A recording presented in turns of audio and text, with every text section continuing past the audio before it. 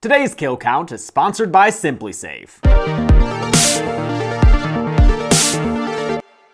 Welcome to the Kill Count, where we tally up the victims in all our favorite horror movies. I'm James A. Janice, and today we're looking at Hellraiser Bloodline, released in 1996. Bloodline is at least partially a science fiction horror film, and it's often referred to as the one where Pinhead goes to space. That's an oversimplification, I think. This movie's as ambitious as it is a freaking mess. Not only does part of it take place in the future, another storyline takes place in the 18th century, and a third in the then-present 1996. This triple timeline idea was suggested by Clive Barker himself, who served as executive producer even though he was mostly busy with Lords of Illusion. In any case, this is the last completed Hellraiser film with Barker's involvement in any way. Bloodline started with a strong script from returning writer Peter Atkins, but ran into problems quickly and frequently due to studio interference and rounds of budget cuts. The resulting mess of production led to an Alan Smithy credit, the pseudonym used by directors who don't want their real names attached to a movie. Personally, I enjoyed Bloodline. The period setting is interesting, and the sci-fi special effects are surprisingly okay. This thing came out a year before Leprechaun 4, and its effects look 1,000 times better than that movie's low-res abominations. Plus, Pinhead's histrionics are scaled back, and we're given another kick-ass lady villain in the demon Angelique. It may not be a great film, but I had a good time with it. I'd put it on par with Hell on Earth. Whether a Hellraiser is good or bad, you don't want Cenobites showing up at your door. Luckily, you can keep yourself safe from them and other threats using today's sponsor, SimpliSafe. SimpliSafe is a whole home security system that allows you to design a system best fit for whatever house you're in. And right now, SimpliSafe is giving you early access to their Black Friday sale with at least 50% off your SimpliSafe security system. Dead Meat's executive assistant Ben set it up at his place, so now he can use the doorbell camera to hide if I ever try to bother him after work hours. Ben?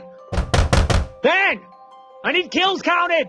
Ben! SimpliSafe's also got new wireless outdoor security cameras that'll give you an ultra-wide 140-degree view of your property. All of their devices, including water sensors, window alarms, and smoke detectors, link up with the home base, and it's easy as hell to set up on your own. After that, your home is professionally monitored around the clock. If anything happens, the SimpliSafe team will call authorities immediately. Right now, SimpliSafe is having their best deals of the year, so there's no better time to secure your home and family. Just go to SimpliSafe.com/deadmeat to learn more and save 50% or more on your SimpliSafe security system. That's SimpliSafe.com/deadmeat for the biggest sale of the year on this award-winning security system. In space, no one can hear you scream, from pain or from pleasure. Let's see if we can count those screams anyway and get to the kills. The movie begins with a pretty good-looking space station called the Minos in the year 2127. Dr. Paul Merchant is aboard, fisting some chainmail gloves to control a Terminator, when another spaceship arrives at the station. Come on, guys, don't dock while Paul's engaging in virtual box play. Damn, do those robot hands and digital puzzle box look bad. As the new arrivals quickly slip into aliens mode, Paul Merchant finishes getting boxy by proxy. Solving the puzzle has quite the effect on his robot friend.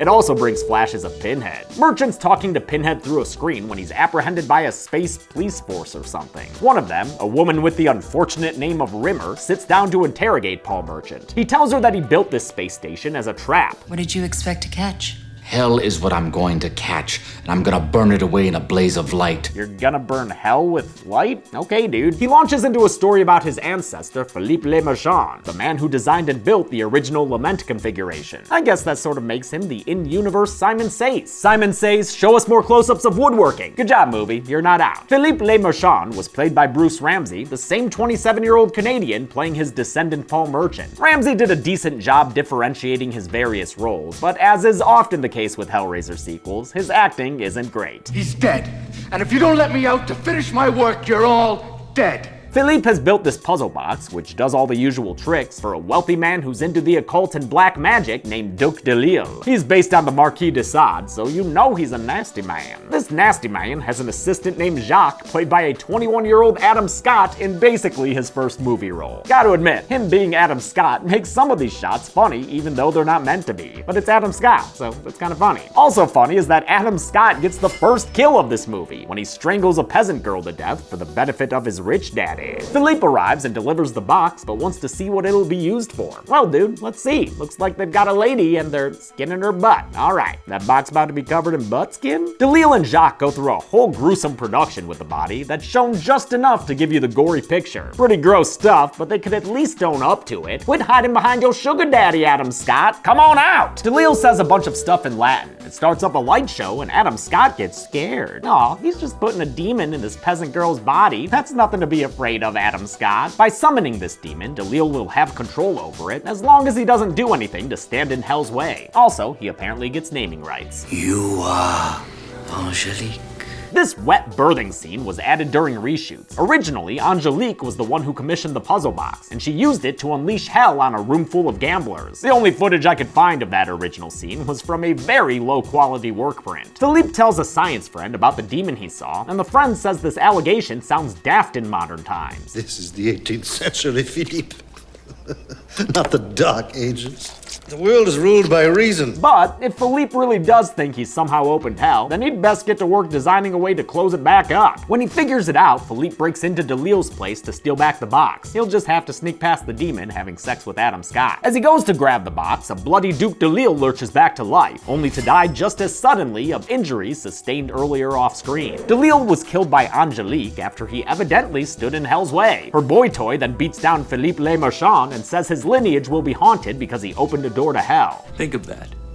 You and your bloodline cursed to the end of time because of your little puzzle box. Adam Scott telling us why this movie's called Bloodline. Angelique takes a blade and shanks Philippe with it, and the bleeding toy maker is found later by his wife, who promises she'll save herself and their child. She leaves her husband with a kiss, and Philippe Le Marchand joins the kill count with a fade out. That's the end of ye olden times, so we're back in space for a mo. Paul Merchant says his family carried the puzzle box design in their blood. Though most of them didn't know it, they had lament configurating genes. That brings us to a less distant ancestor of Paul's, John Merchant, a successful architect who lives in 1996. Just as with Philippe and Paul, John is played by Bruce Ramsey. John's got a son with his wife Bobby, played by Kim Myers, last seen on the kill count as the female lead in Nightmare 2. That means she had already worked with Bloodline's original director Kevin Yeager, who did Freddy's design in that film as one of its makeup artists. Several directors were considered for Bloodline, including Guillermo del Toro and Stuart Gordon. The job ultimately went to Kevin Yeager, best known for his special effects work. He designed Chucky for the original Child's Play and the Crypt Keeper for Tales from the Crypt. Bloodline would be Yeager's first and only film as a director. It was not an easy time during production. There was a fire that caused a flood when the sprinklers went off, a strike that shut down production for a day, and the movie's kid actor came down with chickenpox. Doug Bradley called Bloodline the most miserable professional experience of his career. John's having nightmares of Angelique, whom he's never met, and who's currently still living in Paris here in the .com decade. She sees a magazine cover and recognizes the Merchant genes, so she tells the somehow also immortal Adam Scott that she wants to go find the toy maker's descendant. Adam Scott says no, he wants to stay here and party down, and since his refusal is getting in the way of hell, that gives Angelique the freedom to attack him. She slashes him a bunch and even nibbles a bit of his face off before killing him by punching into his chest and taking out what I think is his heart. And that's a wrap on Adam Scott, everybody!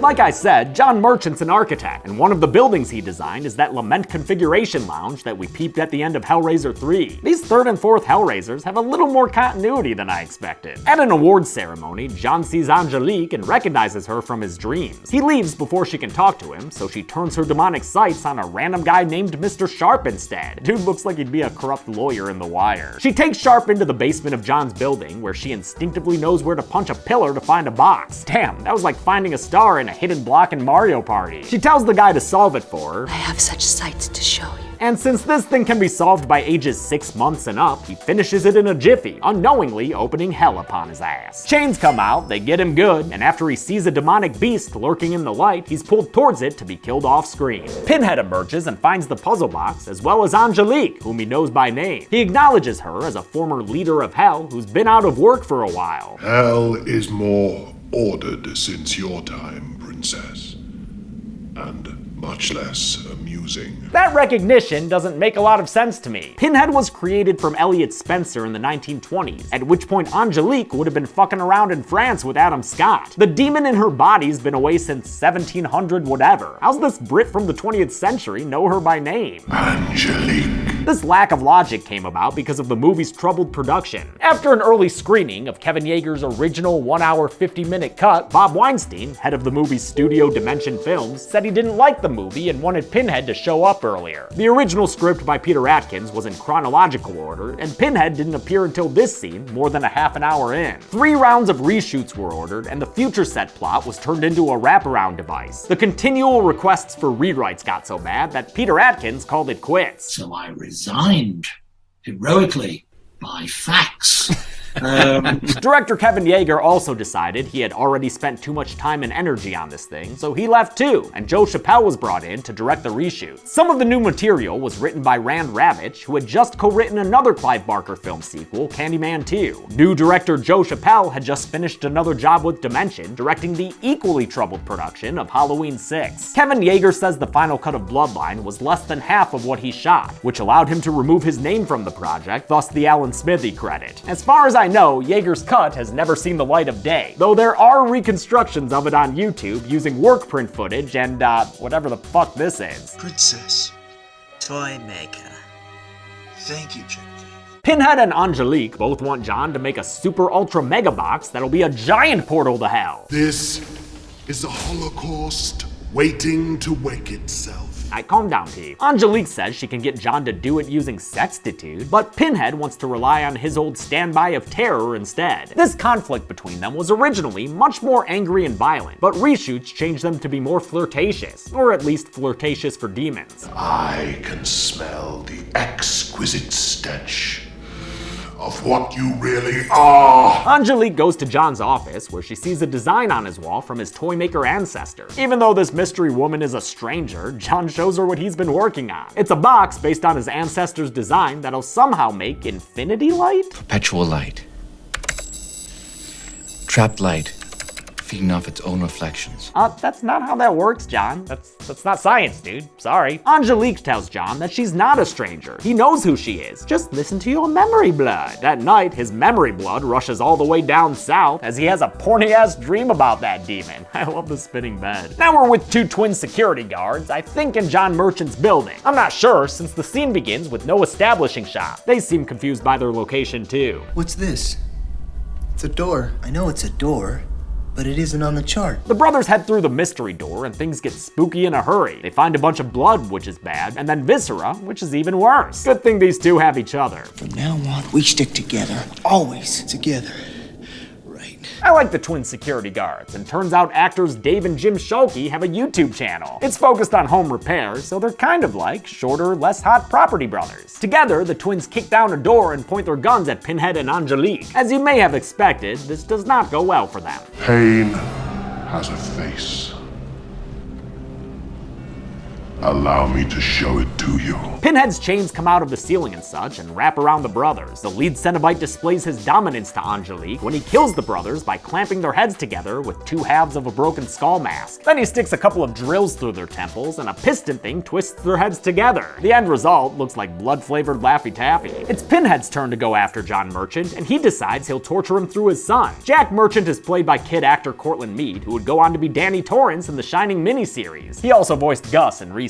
John's wife Bobby leaves Jack alone for just a minute and returns to find the little rascal missing. Aw, and Pinhead ruined his connects? Come on, man, that Ferris wheel is not easy to build. Bobby finds her kid with Pinhead, and the situation is a little weird. Oh, what appetites I could teach him. Strike that, the situation is very weird. Pinhead, please don't play with the kid's hair. John gets home to find his family missing and a bloody knife through his magazine cover. Probably not a good sign there, dude. He heads to his office building and finds it taken over by chains and stock sound effects. Yo, that's the imp noise from fucking Doom! I love shotgunning those bastards. John finds his family next to a torture pillar being guarded by a chattering hellhound. And if that wasn't bad enough, Pinhead's promising to torture Jack like a motherfucker. Although the boy will not die here, for 1,000 years his dearest wish will be that he had. Pinhead tells John that his ancestor designed this puzzle box and that John's fate is to make an even bigger version. You will help to fulfill its promise. John tries juking away from Pinhead, as though you could defeat a demon by running away. He and his family split up, which gets his wife chased around by Pinhead's chattering dog thing. I think it looks pretty good. The Chatterer Beast was designed by Kevin Yeager and built by his effects shop. I was surprised to learn this good boy isn't a boy at all. It's a man! A guy named Jody St. Michael played the Beast by running around inside a suit. The chattering, slobbering hound of hell corners Bobby in a room, but she's able to put an end to him with the Lament configuration. I feel like those boxes have unlimited ammo. John finds his son in the hands of another demon who, much like Pinhead, wants to make things weird. So young. So tender. So right. These demons need to knock it off. Stop! To get the demons to stop, John agrees to type them up a gateway to hell, but it ends up being an elaborate trick using the latest and greatest visual effects. Instead of opening a door to hell, John tries to defeat the demons with his perpetual light show, but it fails because that's not how science works, and Pinhead kills John Merchant with a chain that goes through his neck. The hook on the end expands, so when it's pulled back out, John is decapitated. Hell of a kill, and somewhat unexpected, since John was probably the mainest character. Bobby runs in to save her son using the power of box. I'm honestly not entirely sure what happens here. Angelique gets chained up and dragged towards the box, but before we see exactly what happens to her, the box blows up, and Pinhead just stands around screaming. Everything kind of gets sucked into the box, and now we're back to the future. Great Scott! These last 20 minutes of Bloodline are back in space, with the latest merchant man saying that he's trying to clean up his ancestors' mess. He says he summoned the demons here and trapped them with that robot. They appeared in the room when it solved the box, and that's currently where they're locked up. I think it's silly we get a recap of something we saw an hour ago, but I do get a kick out of that Terminator exploding. As a testament to this movie's messiness, Angelique's Cenobite appears without any kind of introduction. We first see her in the background behind Pinhead. It's bullshit. Anyway, the space guards arrived after John had summoned the demons, but before he could destroy them for good. The guards don't believe his story about space demons, and I don't believe I know who the fuck they are. Seriously, what space force do these people even work for? It doesn't matter. They all gonna die. First up is a dude named Parker, who's tricked into freeing the Cenobites when they employ a leprechaun-like trick of the voice.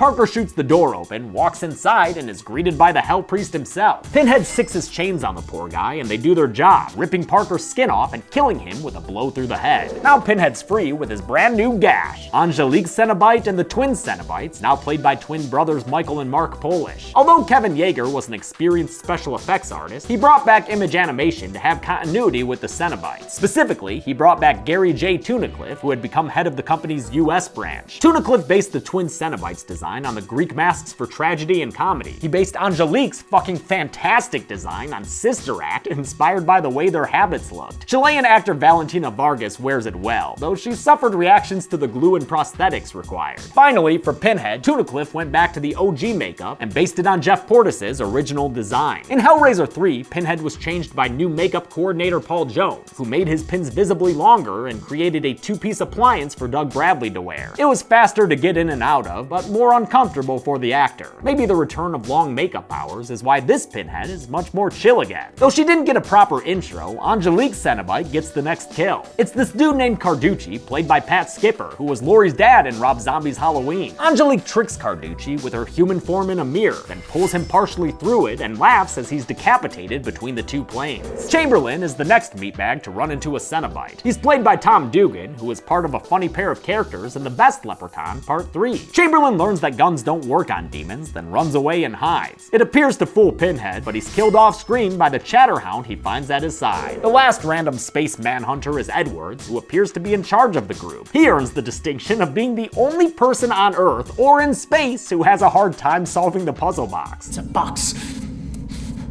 It's just a box. Angelique takes it from him and leaves Edwards to the twin Cenobites, who split apart from each other in a horrific visual effect. Now separated, they get on either side of Edwards and kill him by becoming a throuple with him. A bloody, nasty, splashy throuple. Since everyone's dying, Rimmer frees Paul Merchant so he can try to stop the Cenobites. He beep boops on some buttons and suddenly Pinhead is standing there, saying he's going to end the Merchant bloodline once and for all. But then Paul distracts Pinhead with that dope-ass view of Earth and steps to Rimmer looking like he's about to throw down in a rap battle. Double back down this hallway and get to the shuttle. When did he get so hard? No wonder Rimmer seems dazed and confused. They split up, and it's Rimmer's turn to run from the demon doll. She gets away from it and locks it inside some kind of chamber, then finishes it off with an alien action and a line on loan from Pet Cemetery. Play dead. That doggy does more than play dead. Thing blows up with chunks flying all over the place. Merchant is back with Pinhead again and tells the Hell Priest he's gonna kill him. Pinhead doesn't buy it. I cannot die.